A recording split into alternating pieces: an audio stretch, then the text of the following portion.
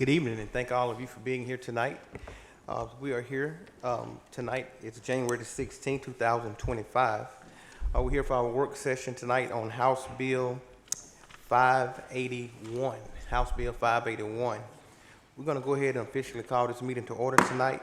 I'm going to ask Commissioner Henderson if he would do our invocation for us tonight, and I'm going to ask Commissioner Edwards if he would lead us in our pledge tonight. Yeah, and you're right, Commissioner. Mr. Chairman, I appreciate if you could defer it to a preacher. Things have been going right for me today. Okay, I got you, Thank sir. you. I think I'll do it then, sir. I greatly appreciate it. Let's pray together. Father, we thank you for today. We thank you for allowing us to be here. Father, we now pray that if you would, Lord, open our hearts and our mind. Give us your knowledge and your understanding, God. Touch us, God, and touch this community. Bless this community and every family that's here, God. We so graciously thank you. In your son, Jesus' name, we pray tonight. Amen. Amen.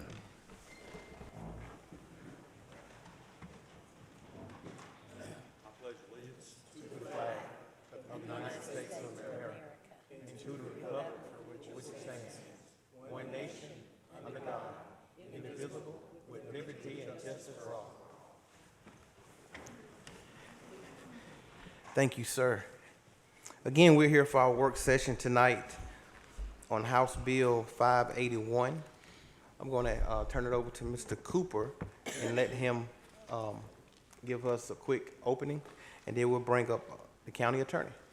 Thank you, Mr. Chairman, board members, and residents of the community. I come before you today in this work session. Today, we're going to talk about House Bill 581. Today, we're going to talk about the floating homestead exempt tax, the opt-out process, its effects in relationship to property taxes, local government revenue impacts and perspectives on that, the floss sales tax, the public hearing mechanism associated with it. And we're going to do that with two Pantheon figures in relationship to this matter. First, Mr. Aaron Myers, who is with Gerard and Davis, the attorney. He will speak specifically and give an overview of House Bill 581, and also our chief appraiser, Ms. Marty Kennard. So at this particular time, I'm going to yield to Attorney Myers to begin with the presentation. While he's coming up, I do want to also recognize that we do have our tax commissioner with us tonight, Mr. Brent Bennett, as well. Thank you.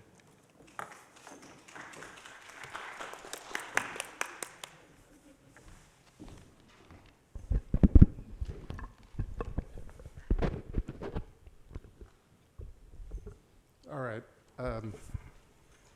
Good evening, Commissioners. It's always a pleasure to be up here. And what I would like to do is just walk you generally through, give you a nuts and bolts overview of what HB 581 is, what it does, how it is going to affect property taxes and revenues in the county, not only in the present year, but also looking ahead. And what I would like for everyone to walk away with is a good understanding of not only what this law is, but what the implications of it might look like from the county's perspective over the next 10, 15, or 20 years. So I would like everyone to have a good long-term look at this law and think about it from the policy side.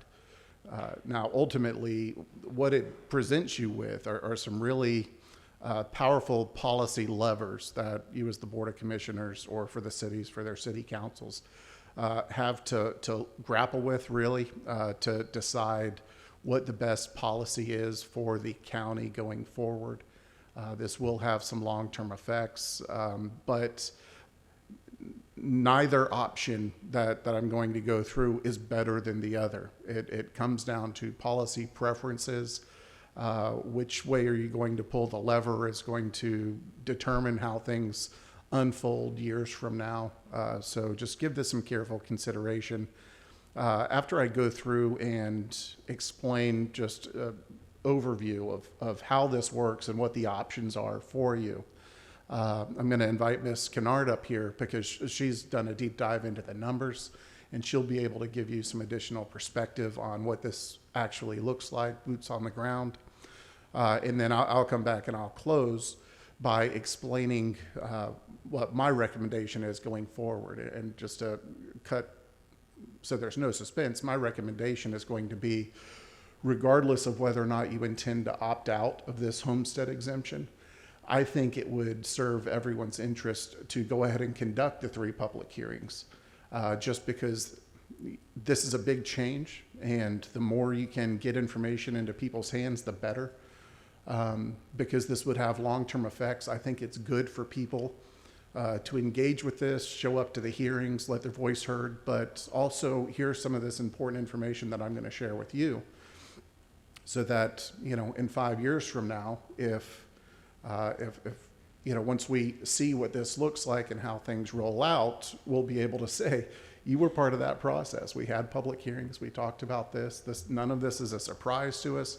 This is a policy direction that we took, and we can always evaluate it down the line and make tweaks. But because this is a big change, I don't think it should be sprung on anybody one way or the other. I think if you were to poll the public, most people would say, oh, there's a new homestead exemption. Of course I want the homestead exemption. I think that's everyone's default position on this. But there are trade-offs. And, you know, maybe keeping the homestead exemption is the right decision from a policy perspective. But I think it would serve everyone's interest to go ahead and have the public hearings, just so that we have an opportunity to fully vet the issue and talk about it and make sure that everyone goes into this with eyes open. So HB581, it was passed last year by the General Assembly. And the big feature of what it does is it creates a statewide floating homestead exemption that's going to apply to all homestead property in the state of Georgia, unless the local governments opt out. I'll start with the opt-out. The opt-out is an individual decision that's made by the taxing agencies. So the cities, each one of them individually, have a decision on if they would like to opt out of the homestead exemption or not. If you do nothing, the homestead exemption will go into effect, and when you levy a county property tax, that county property tax is calculated against, we call it the tax digest. That's the value of all the property in the county with that homestead exemption built in. So that's if you do nothing. If you take no action, the homestead exemption is automatically going to go into effect. If a city opts out, it doesn't affect county taxes. If the school opts out, it doesn't affect taxes for county purposes. So each of these jurisdictions is going to make that decision for themselves. And I'll talk about the flossed penny sales tax. That's one thing where it matters what another jurisdiction does, but for the purposes of the homestead exemption, you're in control of your own destiny, and every city is in control of their destiny, and the school board is in control of its destiny. It decides whether or not this homestead exemption is going to apply. So what is a floating homestead exemption? So right now, across the state, there's a statewide homestead exemption that everyone's has available to. It has to be your primary residence. You have to live there. You have to own the property. So obviously, if this is your second home, you're not going to get the benefit of the exemption. If you own commercial property, you've got a store in the county, you're not going to get the benefit of the exemption on that store. The homestead exemption is just what it sounds like. It's a tax exemption that applies to your homestead. So the homestead exemptions that are currently on the books are pretty modest. The state exemption, for example, is $2,000 off the net assessed value. So if you have a $100,000 home, your assessed value for tax purposes is going to be 40% of that, so $40,000. You take $2,000 off of that, you're taxed as though your property has a net assessed value of $38,000. It's not a very big difference, $2,000 for the average homestead exemption.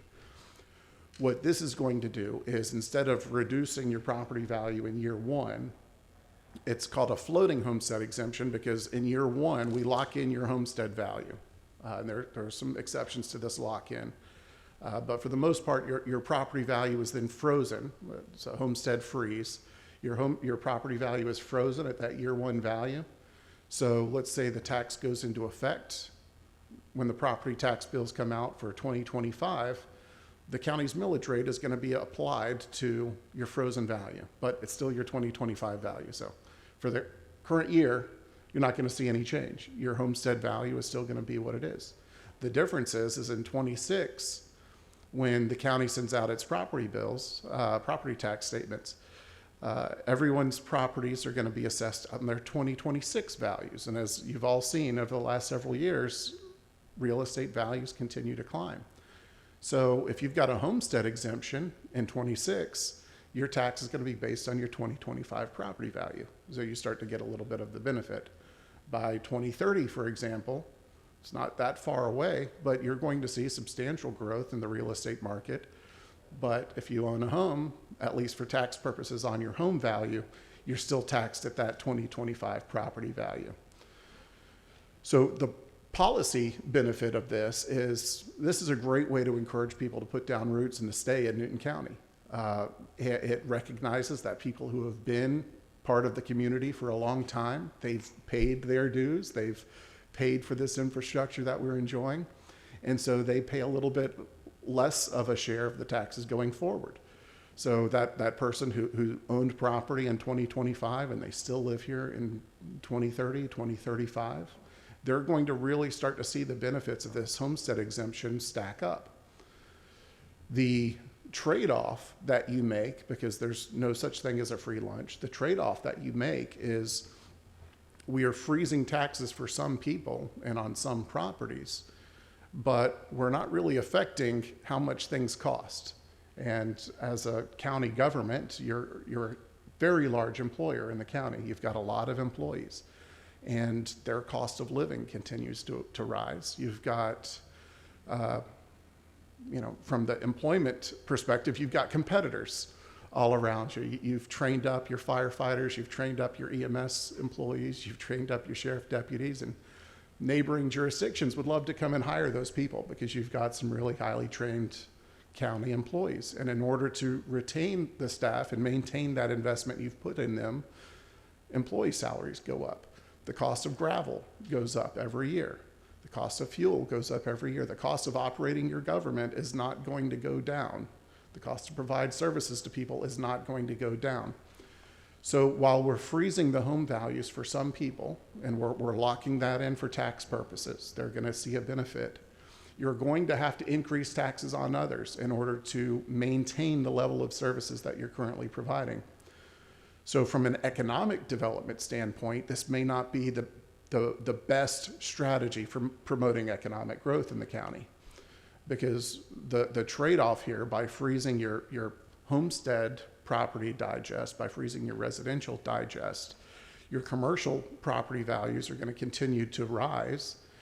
And in order to keep up with the revenue needs of the county to provide the services that the people want, you're going to have to increase the millage rate in order to get the same, inflation-adjusted dollar year over year, right? So there are trade-offs. This is a really good deal for the homeowner. This is not as good of a deal for someone who owns some other type of property in the county, whether it's a second home or a commercial or investment property. They pick up some of the slack. So this is a shifting of the tax burden. I think that's the most important thing. And again, this may be the policy direction that the County Board of Commissioners believes is the best thing for the county. And that's fine. Like I said, I don't think there's a right answer here. I just want you to make sure that you understand that these are policy trade-offs that you're making. So this homestead exemption is going to go into effect starting this year unless you opt out. Right? The opt-out process is very simple. The state law that we're talking about, HB581, it was passed by the General Assembly. It was passed by the voters in a statewide referendum. And I will add, it was strongly supported by the voters, because who turns down a homestead exemption when they show up to vote? So it has a lot of support, but it was difficult to pass. The General Assembly passed it, but they made it very easy for local governments to opt out. If you don't believe that it's in your best interest as a county to have this homestead exemption go into effect, the Board of Commissioners simply needs to have 3 public hearings. You've got to run a legal notice in the paper and on your website 1 week before the first hearing, and keep that notice up on your website while the hearings are going on. And then at the end of the third hearing, or sometime before March 1st, the board passes a resolution that says, respectfully, we're opting out. And then we send that resolution to the Secretary of State, and you're done. You've opted out. So they've made it very easy to opt out. The one feature is you've got to conduct 3 public hearings. And this is the same requirement that they make you go through if you're going to, when you're establishing your millage rate each year, and you're not doing the full millage rate rollback. You just have to have 3 public hearings. The point of that is to make sure that the public's informed and educated and up to speed, and then ultimately the decision is yours. One other key feature of this homestead exemption is that it's, I mentioned that the benefits accrue gradually. So in year 1, you don't see that big of a change, or you won't see any change in your property values for tax purposes in year 1. But year 2, you may start to see a little bit. I think over the past few years, the housing market's gone up about 5 to 6% per year, maybe more. Marty can correct me on that. So we're talking about a 5% reduction per year over time, and that's not a reduction from what you're paying today. What I'm saying is the amount of taxes you pay to the county are going to freeze, while the amount of taxes that everyone else is paying are going up over time. So you see the benefits build up over time. The other key feature of this is that it's not permanent, so it's gradual and it's not permanent. If you sell your home and someone else comes in and buys it, that sales price that they pay in year 1 is where they start. So their baseline would be later. So one person could have a baseline that starts at 2025 property values. In 5 years, they sell it to someone. When that person comes in, their first year taxes are at 2030 values. But then in 2031, they're still taxed at 2030 values. So you see, it resets when the property is sold. So over time, eventually your residential values will creep up. But for the most part, we can think of the residential digest as being frozen or stunted. It's gonna rise much slower than your commercial digest would as far as the value perspective.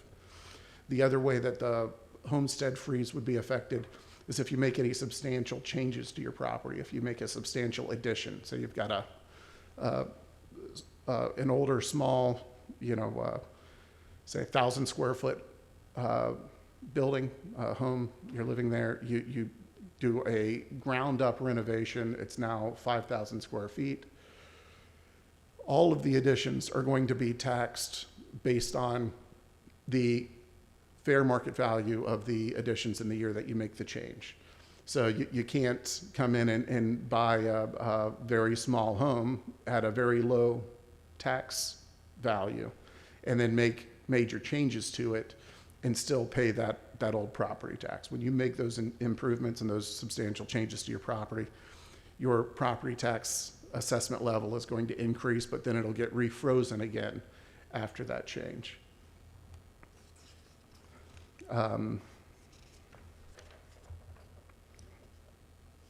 Okay, so we've talked about what a floating homestead exemption is, what it does for the taxpayer. I've touched briefly on what it does from the county revenue side. And so at this point, I'd like to have the Chief Appraiser, Marty Kennard, come up. She's done a deep dive in the numbers and can add some context. I've told you generally it's going to affect county revenues because it affects the tax digest. Marty has put in the legwork, and she can actually tell you what that's going to look like. Going back in time, what would it look like if we were to have implemented this a few years ago? What would it look like today? And then make some projections about what it would look like going forward. And then when she's done, I'll come up, and there's a couple of additional things I'd like to talk about. One is the new floating sales tax and what that could mean. And then I'll conclude by talking about the opt-out process again and give you an opportunity to ask me some questions about this. Thank you so much. Yes, sir. Welcome, Ms. Marty. Hello, good evening.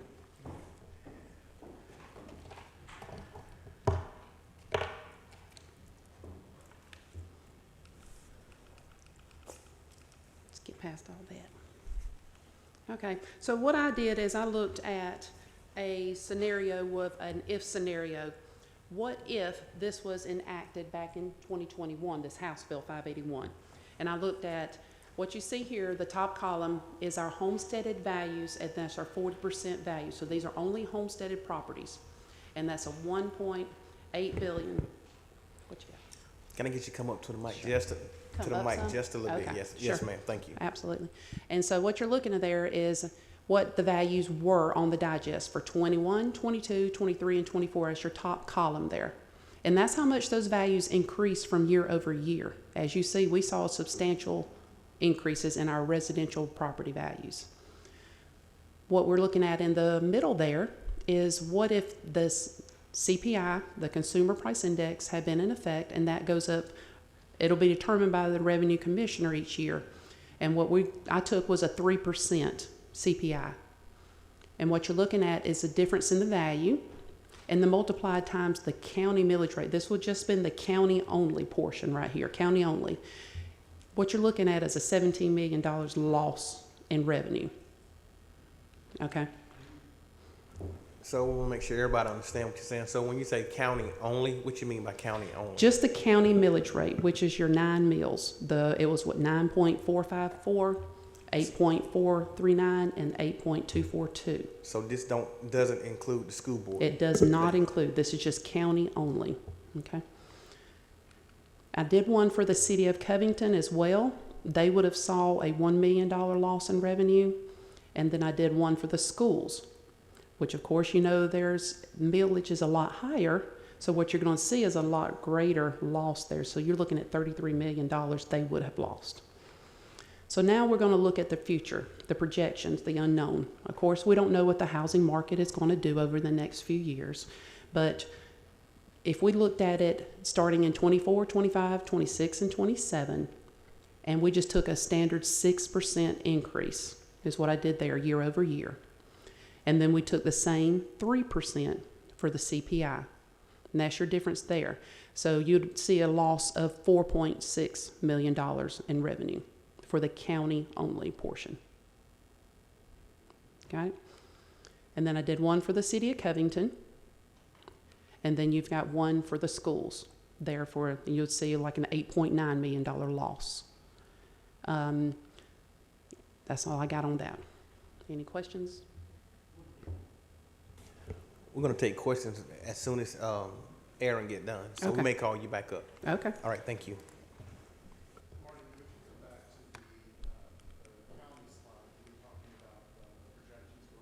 Yes, sir. Sure.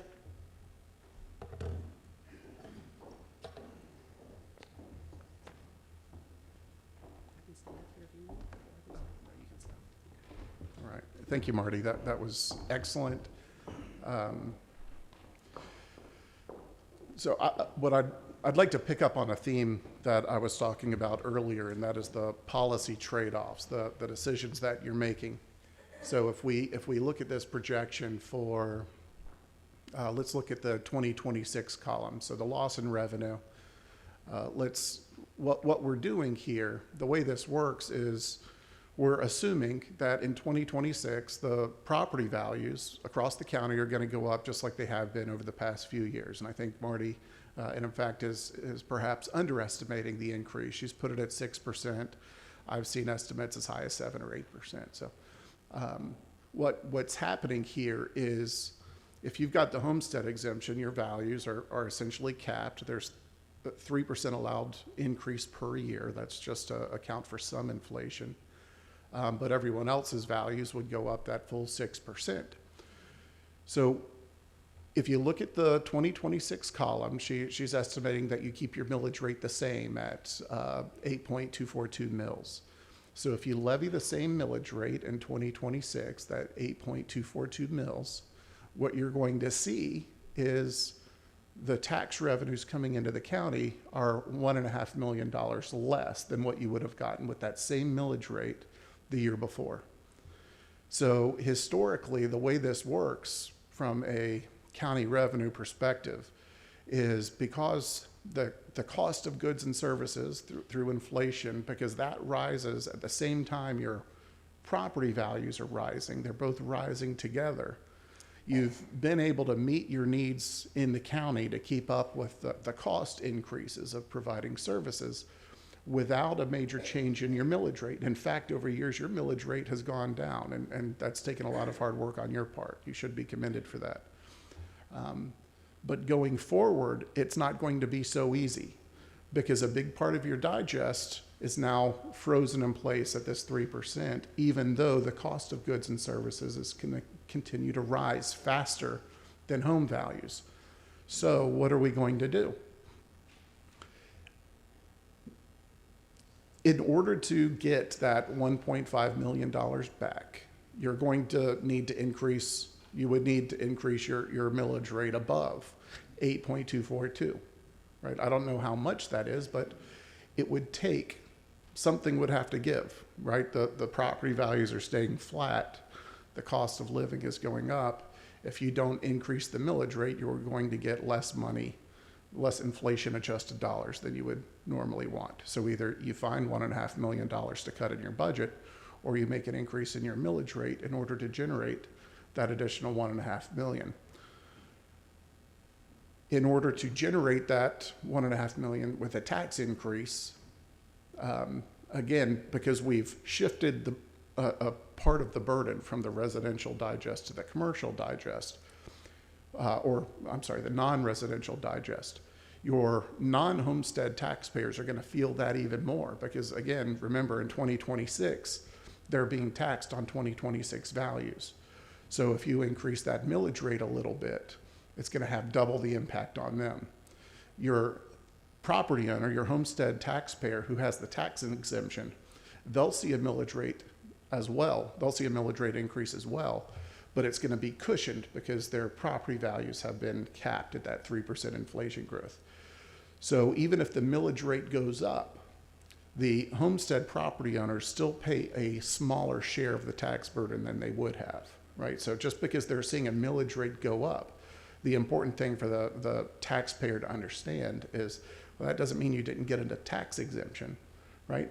You still got a tax exemption. Some of the tax burden has been shifted away from you, but because of just the economics, the reality of the situation, once a homestead exemption like this goes into effect, inevitably you're going to have to expect a millage rate increase to come down the line. You simply can't have one without the other.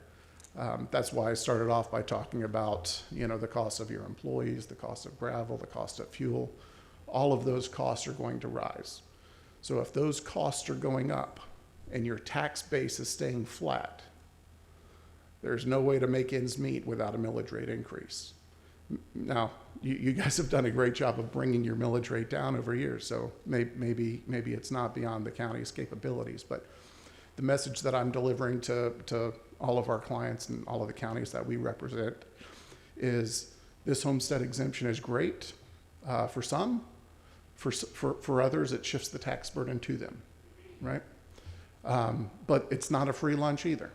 If you freeze the homestead, if you allow the homestead exemption freeze to go into effect, no one should be surprised in a few years if a millage rate increase follows.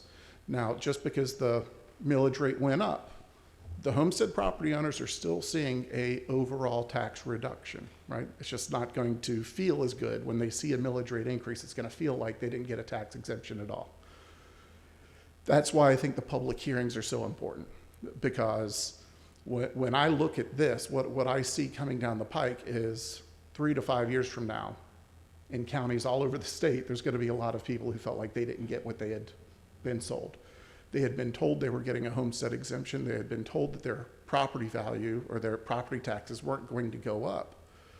The reality of the situation is that's not possible. We can shift the tax burden from residential properties to commercial properties to a certain degree, but their taxes are still going to go up a little bit, just not as much as they would have. And so I think it's important to have that public hearing, even if you decide not to opt out. It's going to give people an opportunity to hear that and to understand exactly what this looks like when it gets implemented down the line.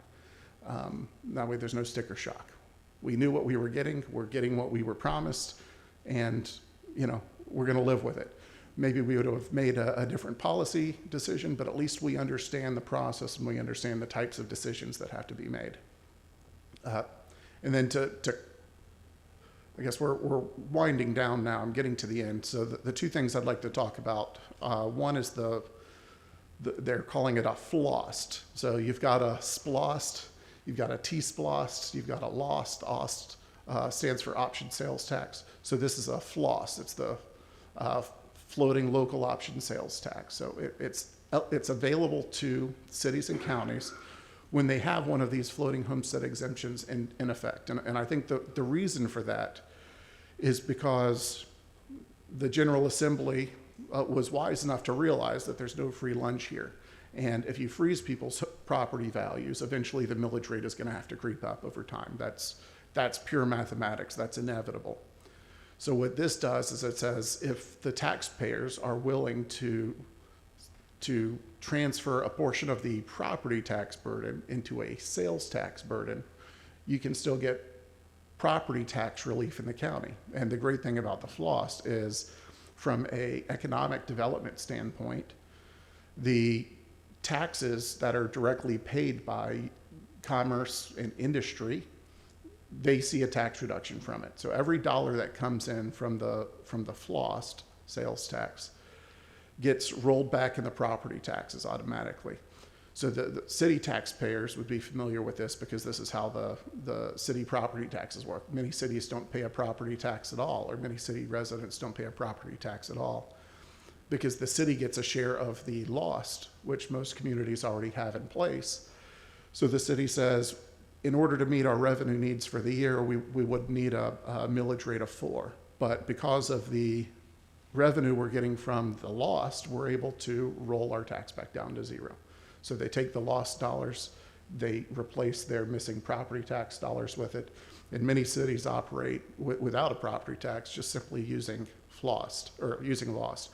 The floss would give the same opportunity to counties. And if there are cities out there that are still levying a property tax in addition to the lost revenue, this would give them additional funds. They could roll their property taxes back even further.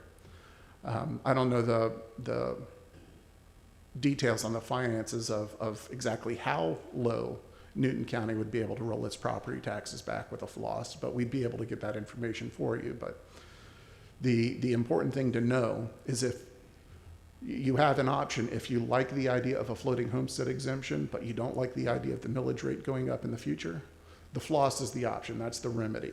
You don't have to levy the full penny. You could do it in 5% increments, 5% of a penny, up until the point where you got enough revenue to offset that millage rate increase. The other thing to keep in mind with the floss is it doesn't just benefit the homestead property owners, because they'll see the millage rate reduction, but also everyone else who owns property in the county would enjoy the benefit too, because their property, their millage rate is going to go down as well. So again, we can talk about the burden shifting, because everything you decide with respect to taxes is about trade-offs. You can't make tax burdens go away, but you can do different things that shift the burdens to different places. So a sales tax sounds great if you own a business in the community because you don't pay it. But people who spend money in the county, they're paying that every time they make a transaction. So let's say you have someone who doesn't own any property in the county, and normally they wouldn't pay any property tax whatsoever. If you increase the sales tax, now they become major taxpayers in your community. They're picking up a share. So again, we can't make tax burdens disappear, but we can make intelligent decisions about where we put that tax burden in order to make sure that we're maximizing the county's economic health going forward and achieving any other policy objectives you have. If your objectives are encouraging homeownership in the county, encouraging people to put down roots and stay long-term, homestead exemption is a great tool for that. If your goal is to make your community as economically competitive from a commercial industrial development standpoint, a sales tax is a great way to do that, especially with industrial, right? They're not relying on local customers who would pay that penny sales tax. So if their property taxes are lower because people are paying a sales tax, then that's great. That makes me want to put my industrial plant in Newton County, because I know that my property taxes are going to be reduced as a result. So all of these are policy trade-offs and decisions that you have to make. Where are we going to shift the burden? How are we going to meet our revenue demands going forward?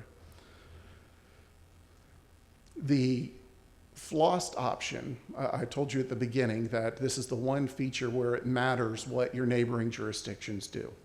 So in order for any community, for any jurisdiction, whether it's the county or any one of the cities, to implement the flossed, it has to be the case that every local government that levies a tax has one of these floating homestead exemptions in place. Right? So, I don't want to call out any city, but if any, let's just hypothetical city in your community, let's say they decide we don't want the homestead exemption, but the county and all of the other cities said we're going to have the homestead exemption go into effect. Well, that one city's decision to opt out means that no one has the option to do the sales tax, the floating option sales tax anymore, right? That's the only time it matters what your neighboring jurisdictions are doing. If this penny sales tax sounds like something that you would be interested in, then what you would need to do right now is make sure you're having conversations with your neighboring jurisdictions to talk about, what are your plans going forward? And if someone's going to opt out of the homestead exemption and you were really counting on having this floss as a potential revenue source, then you would want to have a meeting with them and talk about how that floss could really benefit them as well. And maybe they wouldn't need to do the homestead exemption, but that type of cooperation is something that you would want to start doing now, because the opt-out deadline is March 1st. So the opt-out process, if you wanted to rush through it and get it done, it could be done in as little as 2 weeks. So no one's missed any deadlines yet. Like I said, you just have to have 3 public hearings. You have to run an ad in the paper 1 week before. And you could have 1 public hearing one day and 2 public hearings the next morning and evening. And, after the 3rd meeting, the 2nd evening, you adopt your resolution and send it to the Secretary of State. A very quick and easy process as long as we're getting the public involved. I'm not aware, I was trying to remember if I had heard anything about any of the other cities having any type of public hearing. To my knowledge, that there haven't been any public hearings. I believe that's true. No one's made any decisions. The public hearing purpose, the law says if you want to opt out, you have to have 3 public hearings. And if you want to have this option, you've got to then run a legal ad in the paper that says we're conducting these public hearings. And unfortunately, the law says the language in that legal ad has to be done a certain way. It says, for Newton County, for example, it would say the Board of Commissioners of Newton County has elected, or we are conducting a public hearing regarding the Board of Commissioners' intent to opt out of the HB581 homestead exemption. So you've got to tell the taxpayers, be aware, we're opting out of the exemption, even if you just want to have 3 public hearings to consider the possibility, and maybe you don't opt out at all. But at least for the purposes of running the legal ad, you run an ad that says we intend to opt out, and we're going to conduct 3 public hearings. I recommend everyone conduct these hearings, whether you intend to opt out or not. One, you don't have the option to opt out if you don't conduct the hearings. So by not having the hearings, you've pretty much tied your hands. You don't have the ability to opt out. Number 2, if you don't opt out and this homestead exemption goes into effect, and maybe that's the outcome that you want from a policy perspective, but what it means is all of the taxpayers who are affected by it aren't going to have an opportunity to hear this information. So in a few years, if it becomes necessary to increase the millage rate, that's going to come as a surprise to a lot of people. They said, you guys have been able to reduce the millage rate year after year, and then you give us a homestead exemption and suddenly raise the millage rate. Doesn't feel like we got an exemption at all. And so to prevent that kind of confusion, I think it would be great to have those public hearings and to let people talk about it. And, I would imagine that you'd have a lot of people show up to talk in support of the homestead exemption and think it's, a great thing for the community. But it would also give an opportunity for the people who don't want a homestead exemption like this to voice their opinion. And again, the board could go either way at the end of those meetings. You're not locked into one path. But it would provide an opportunity to educate everyone, and it would provide an opportunity for everyone to feel that they were heard in this process. And then after those hearings, the board would then have to consider a resolution. Are we going to opt out or not? You would have heard this speech from me a few times. You would have heard from the voters directly. You would have given the taxpayers an opportunity to be involved in these kind of policy decisions, and then you'd be able to make the best informed decision that you're capable of making. So that's why my recommendation is, regardless of which direction you're leaning now, let's hold the public hearings. Go ahead and give the people an opportunity to get informed and to get their voices heard. And then at the end of those hearings, you could come back and make a decision based on what you've learned. So I think that summarizes and captures everything that is all of these moving parts that have come in with HB581. I know it's created a lot of confusion. I've seen it everywhere. That's a lot to condense. So I've tried to answer all your questions, but I'm sure I haven't gotten everything. If you have any questions for me now, I'd be happy to take them. Thank you, sir. We're going to start off with Commissioner Edwards. He had his hand first. Thank you, Mr. Chairman. First, I'd like to remind this board that it all starts with us in terms of our budget and keeping that up front, streamlined as we possibly can. Second, I want a real quick question. Is the inflationary increase 3%? Is that a max per year? Is it? It's a max. I would bank on it being at the max for the foreseeable future. What HB 581 says, and this is a feature in all of the floating homestead exemptions that predated this one. Various communities have had their own version of this in place. And what they all say is there's a max of property value increase of 3%, or the consumer price index, typically whichever one is lower. So if your consumer price index has risen 5, 6, 7% per year, like it has in the past few years, then that 3% cap would be in effect. What this law says is you're capped at 3% or an inflation adjustment factor that's going to be determined by the state revenue commissioner.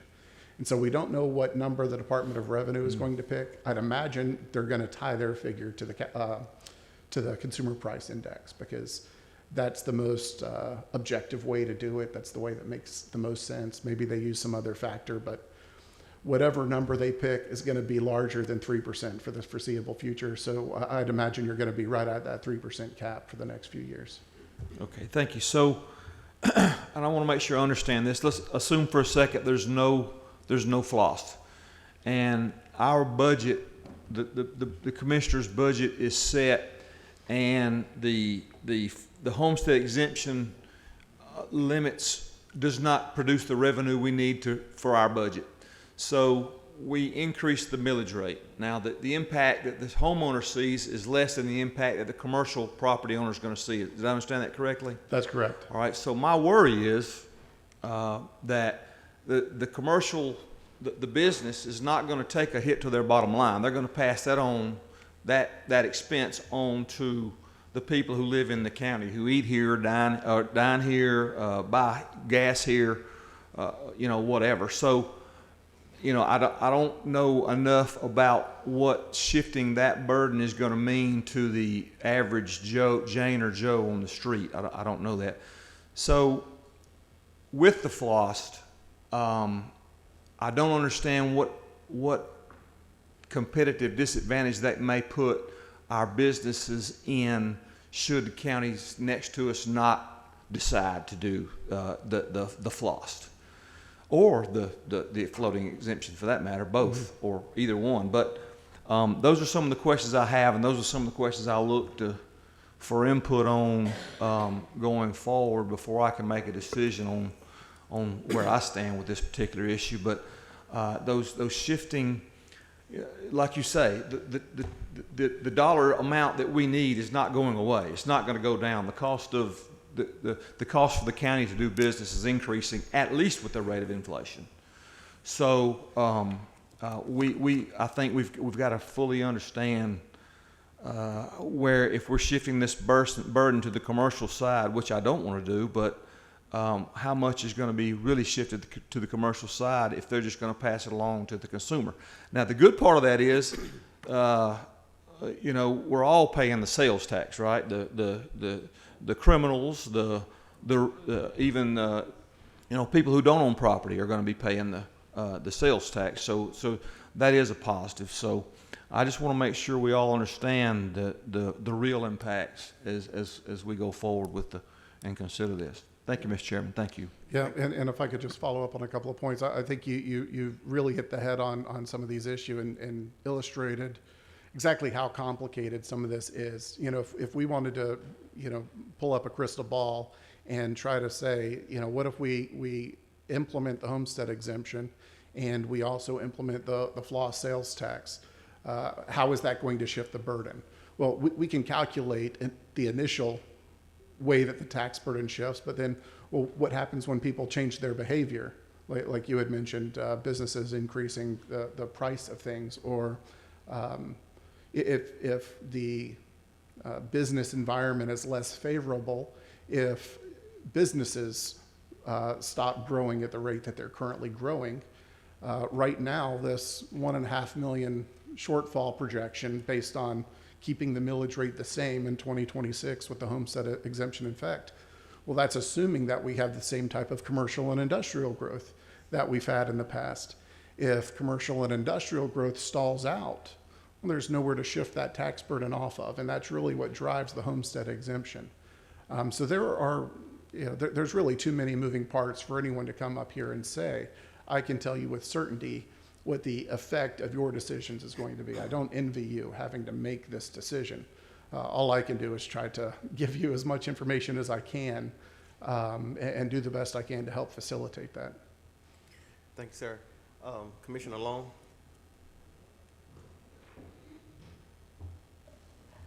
Thank you. I got lots of questions. I am in the real estate market, and I do this every day, 60 hours a week. I'd like to play around with these numbers because we're not going to see a 6% increase. And you're saying it's more than 6%. We're starting to bottom out in values right now. That's really going on. If you look at our website for Newton County, you'll see that we raised income for the county at 13.1% in '24, and then we're projected only 3.1% this next year coming up.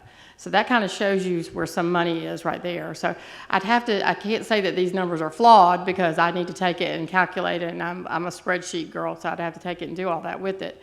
But I don't think 6% is the right number. I think that we're given, the whole thing to me is smoke and mirrors, this House bill. And when I say that, I mean that you're going to take it from one side, then you're going to get it back from people on the sales tax side. I don't like the sales tax side. I think if you know, 13 counties had splosh on their ballots in November, and only 4 passed. So people are getting tired of that 1 penny thing too. So I think that we have to look at that and think about that too. I know that we can't just dump income out of the county.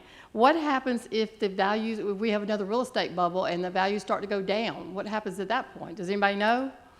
Well, I mean, I can't tell you what you would do as a result of the declining revenue. I can tell you for tax purposes, if the market value of the home goes down, then they're not frozen at a high value. Their value would then go down, right? But it would be a temporary thing. If the market then rebounded a couple of years and went back up, yeah, we stayed in that for 10 years. Their ceiling stays the same, right? Once someone establishes their base value, that creates a ceiling. Mm-hmm. If the home values start going down, then yeah, for tax purposes, their value will go back down. When the housing market rebounds, their values will go up for tax purposes until it hits that ceiling. It's unique that we always think about them going up, but we have had some years that they came down, and that took a lot of years to get it back up, and we had some financial problems with that situation. The millage rate, you take it away, we raise the millage rate, that's another smoke and mirrors to me. You can say all day long, we hadn't raised the millage rate. Well, my taxes still went up. What happened? Because my property values went up. I mean, I really would love if we could do something to protect our seniors more than these things. I mean, I know the people that wrote the bill and they're trying to do something to help, but I don't think it helps the generation of people that we need to be helping, and that's our seniors. And that's my biggest concern is I don't want to, Newton County's growing, we're getting all this growth, and we every month we have this you know, people come in here trying to build industrial, trying to build commercial. You know, we're going to see some, the numbers are going to be better than what y'all are saying this loss is if we do this. Now, 5 years from now, can't say that because I don't know, but I don't think that these numbers are a good projection, and that's just my opinion, that I think they're skewed a little bit from what we actually see in the real estate world and what we're seeing growth here in Newton County. Yeah, well, that's a great point, Commissioner. If I It's had hard, the it's ability, hard to, a crystal ball, but you that's know. right. If I had the ability to predict the market, you know, I'd be on my own private island somewhere. Well, I know right? No that, one I know can do that so many counties, because I work in a lot of counties, the tax assessors, which they're doing their job, you can't be mad at them, Marty, I'm not mad at you, girl. They're doing their job, they're getting these values up. Some of them I think are too overvalued, that's why we have a process for that. But these counties have done a good job, and people complain because they got everybody up. It's almost like they knew this was coming. So they got everybody up. And like I say, they're doing their job. That's what they're supposed to do. But I think that we're at these max on some of these values. I looked at some people's values today, and they're all overtaxed here in our county. Their property value is higher than what I could sell it for. And that doesn't happen very often, but we're starting to see that. So those are my big concerns to our board. Thank you. Thank you. Commissioner Lindsay. Thank you. This is the way that I understand this, and you can correct me if I'm wrong. If you opt in, if you automatically go in, you can't come out. You're stuck, right? It's permanent, correct? But there is an alternative that may address some of the issues that we have. And some of the alternatives that we have are that we can do something through local delegation, our local delegation, which will allow for us to have more flexibility. Is that correct? That's correct. That's a great point. And, you know, the concept of a floating homestead exemption isn't new. Cities and counties have, on a one-off basis, asked their local delegation to do this through local law. So the way that works is the Board of Commissioners passes a motion or a resolution to ask the local delegation, would you write a law that would apply just to Newton County, and that we can tweak the homestead exemption or tweak the way that we're doing things. And then, you know, that has to go to the voters. They have a voter referendum because it's creating a new tax exemption. That's certainly an option. And I'm glad you brought that up because, you know, I mentioned earlier with this floss sales tax, if one of the cities or if the county opted out, it means no one could get it. One thing to point on that is, you know, it's never final. The law says you can do the homestead, floating homestead sales tax as long as everyone has a floating homestead tax exemption at that time.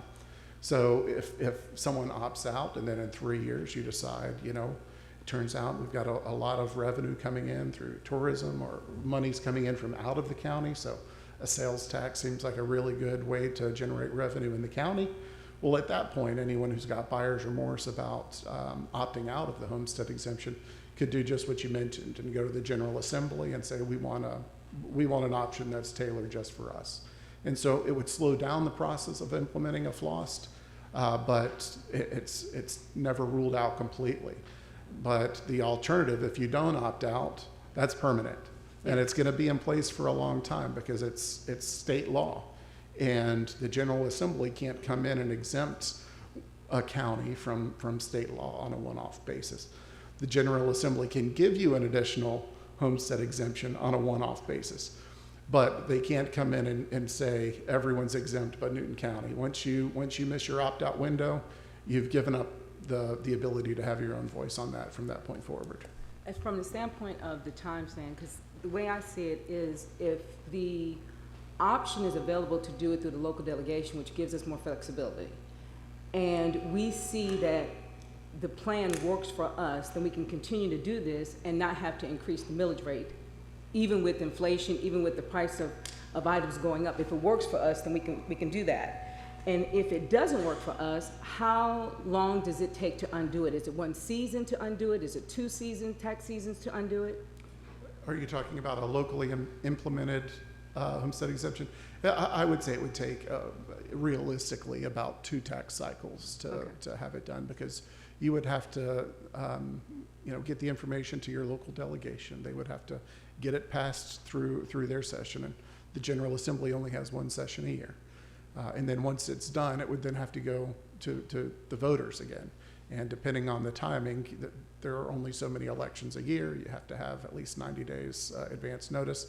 So I would say it's probably more like 2 cycles to get out of a local homestead exemption. But I'll tell you, I've been involved in tax law for a long time, and I don't know of any community that has eliminated a tax exemption, a local homestead exemption before. It's possible, but apparently it's not feasible. I just don't know of any examples. So if you put it in, it's highly unlikely it's ever going to come out. That's I think that's one of the concerns I have, because you're stuck like Chuck, like forever until the law changes, if the law changes.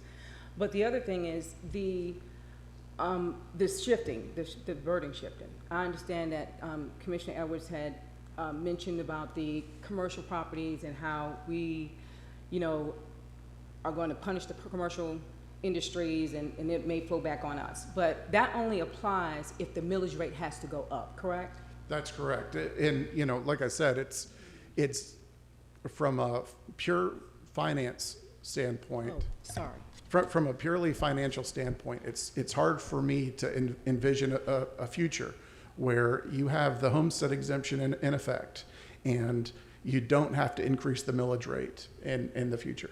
It's just hard for me to see how that's financially possible unless inflation substantially flattens out. So knowing that that's likely to happen, I don't know if it would be possible to have the homestead exemption and not increase your millage rate. But you're right, if you were able to do both, then the people would see the full benefit of the homestead exemption. And then last, the floss. The way that the floss works, is that possible to actually also do that through local delegation? Well, in a way, the sales tax has to be done at a statewide level. Mm-hmm. But let's say someone opts out and it disqualifies all of the other communities in the county. That jurisdiction that opted out, if to make everyone eligible again, they could go to the local delegation and say, we would now like to have our own local homestead, floating homestead exemption. Pass a law just for us, let our voters vote on it. And once that floating homestead exemption goes into effect in that opt-out community, then everyone is eligible again. Okay. And my last question is, if we decide that we're going to do this, and we decide we're going to go ahead and buy into what the state thinks is going to be in the best interest of, the taxpayers, and we see that this is something that's hurting us, we have other policies that we can potentially adjust to kind of offset that. What do you think about, like, for instance, and I hate to use this word, but I'm going to use it anyway, tax abatements, limiting tax abatements so that we don't have to worry about that money coming out of revenue and it stays in? I mean, is that something that can offset this if we decide that we're going to do this? Yeah, it could. But I'd like to put it in perspective. So let's look at, I'm glad this slide is still on the screen. Let's look at 2026. The loss in digest value is going to be $186 million coming off your taxable digest. That's after it's been reduced by 40%. So in order to, to get that money back through abatements, it would have to be true that you had a $186 million tax abatement that you didn't do that year. And to my knowledge, that's not how your abatements are much less than that. Yeah. I mean, they're big for the industry, right? That local developer, it's huge tax savings. But when we're looking at the total tax digest as a whole, that's not going to have nearly as much impact as these homestead exemptions will. By 2027, and again, we're just assuming that there's 6% growth, we're up to $300 million a year of lost digest value to levy your millage rate against. So that would be essentially like having a $300 million tax abatement in one single year. So you see, just in scale, that's a very big difference between the amount of the abatements and the amount of the homestead exemption. Commissioner Henderson. Thank you. A question that I have and is that what about our commercial businesses like Baxter, Salter, and all those big businesses? And I can remember maybe it was a month ago, Mr. C, that they came and said, well, we got a check for $400,000 and over the years for all the tax abatements that we had given them, and and there's a little bit of money coming back. Is any of that money and all those tax abatements that we gave them, how much is coming back, actually going back into our taxes? Yeah, I guess. Oh, go ahead. Oh, I didn't want to interrupt. I just wanted to say I think that's a great point. I think the local you've got a really good development authority. You've got a great assessor's office. They may be able to tell you, let's look at the number of jobs that were created from some of these abatements, and we might be able to try to match dollar for dollar, what did we get out of these? I'll tell you personally, I'm not a huge proponent of these tax abatements. I understand what they're, why they're there. Sometimes, it's more important to have the jobs right now than it is to have those tax dollars right now. But you want to make sure that it's paying off. You're trading away tax dollars for jobs. And if you're not getting the kind of jobs that you want, that was a bad investment. That's the way you would analyze that. So although you're giving away some revenue with a tax abatement, if you're creating jobs locally and those people are able to spend money in your community and they're buying houses in your community, you're going to get some back. But it would take a deep level of financial analysis to tell you, are you getting every dollar that you bargained for? I'm not equipped to give you that information. Thank you. Well, and I guess just a couple more questions. Is that the citizens, and especially the seniors of Newton County,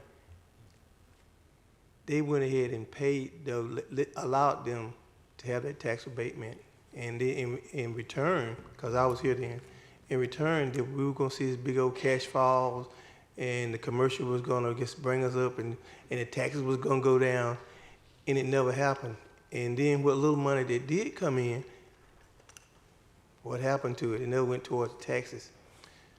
And I think most recently, it was placed on our ballot. If somebody correct me if I'm wrong, for every citizen in Newton County who wanted to vote for whether or not they wanted it. Was it placed on the ballot? I'm not aware of the one you were What's talking about this? What we talking House Bill? I'm sorry. I thought you were talking about tax abatement. Yeah, the homestead exemption. You're right. Right.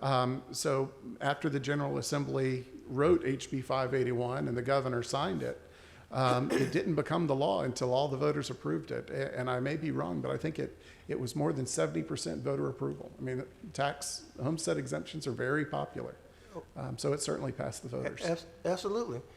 And so, if I was running for office, and if the citizen came in and voted for me, then I would be in that seat.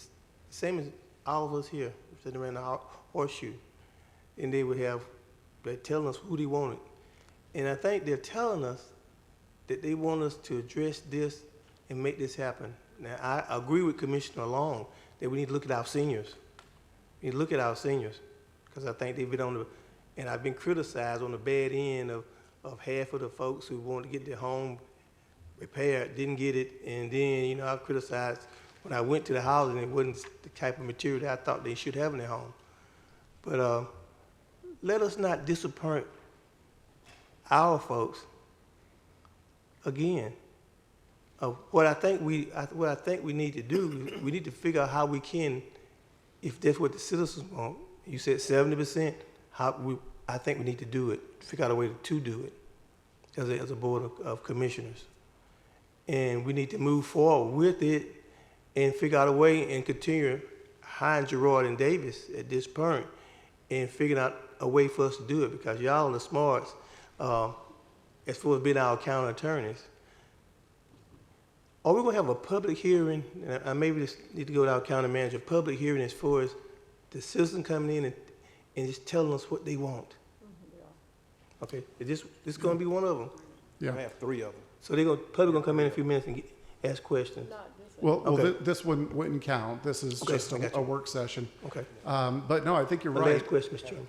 Yeah, I think you're right, and I'll turn it back over to you, but what I had envisioned, and what I've advised other communities to do is run your legal ads for the 3 public hearings, and then at the start of each hearing, we'll just assume that, people are coming into this to get information as much as to share information that they have.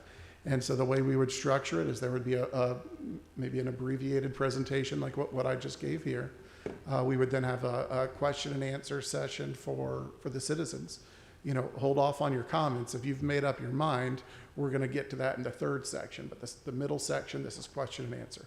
People come up, ask questions of the board, ask questions of the attorney, ask questions of the tax assessor, get their information, and then we would close it out with a public hearing, just like what you're used to. Everyone signs up. They have their allotted time to come and have their opinion heard, but they would do it after getting a good bit of information as well. And I think that process would really help not only educate, but like I said, it gives people an opportunity to feel heard and to actually tell you what they want. Because, we know in the aggregate what the voters in the state said. We know what the voters did when they looked down at paper and said, yeah, homestead exemption sounds good. I'm going to vote for that. But if we tell them exactly what it looks like, some people may change their mind on it. But even if they don't, at least they had this process and they got some more information. They had an opportunity to get engaged, and I think all of those things are very good.